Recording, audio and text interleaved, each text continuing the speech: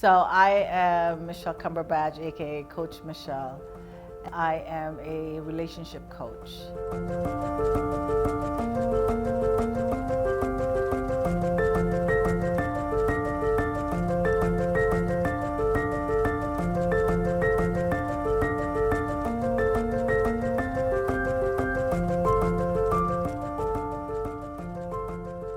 I have a background in leadership where I hold a Bachelor in Science, and I hold 2 certificates, one in relationship coaching and life coaching.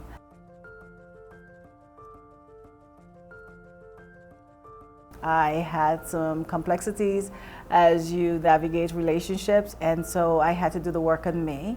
And after doing that, I decided, what more should you do with that information other than to help others? My philosophy is first find yourself. If you don't find yourself, you're making decisions on false information. My first book is Who Am I? Whose Am I? And when you finish the book, you're able to answer that question, I am. If you find yourself, you will be able to navigate life.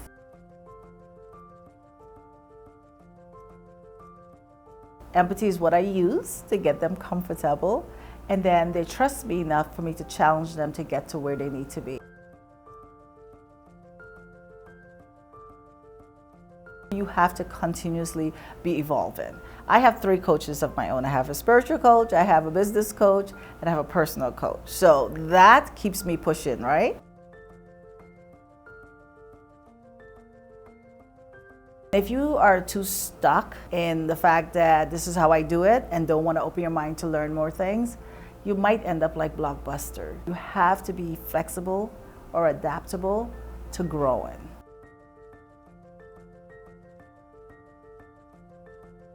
And this one girl, she was a little aggressive, and I felt it wasn't a good match. And so as we were talking, I said, I think, you best be served by someone who's more equipped. And she was like, are you trying to say you don't want my money? I was like, no. And she was like, all right then, I'm ready to pay. And so I was like, yo, did you just get bullied? Yes, I did. But guess what? It was the best experience. She's incredible. When I met her, she had so much struggles. Now she had no kids. Her marriage was on the raw. She didn't know herself.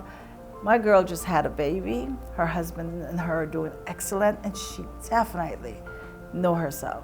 She inspired me because sometimes it's not what it seems. You might look at it and you might want to make a quick judgment, and she reminded me that maybe you need to dive a little deeper.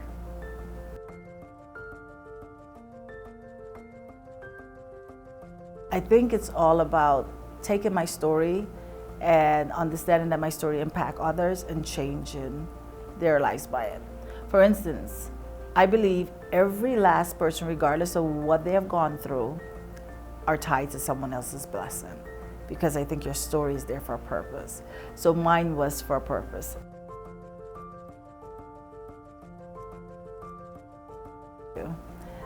Fears are something that comes up for everyone.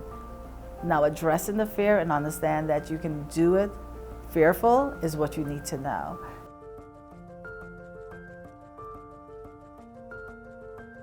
I commute back and forth. It could get costly when I don't see certain things, but I really believe God put this on me. This is my lot.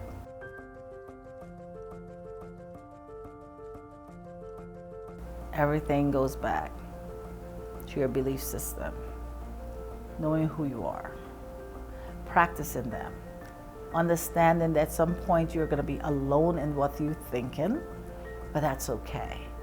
Stay steadfast in that, and I promise you it will serve you more than you following the majority or the crowd.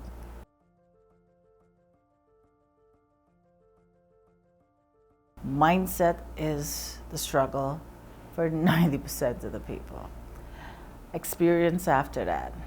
Because if we do not recognize the fact that our experiences don't define our life, what you told me all my life does not define me, it can get you in a rut. So the hardest challenge is getting people's mindset to change.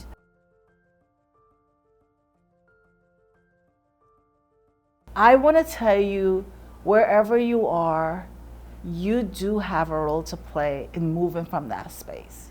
And you can, in every aspect of your life. I have done it, and countless others have done it. I know there were hiccups, I know there were bad things, but I still believe you can do it. So my own personal quote is this: you have to believe the best, expect the best, because you serve the best. And guess what? He wants nothing but the best for you.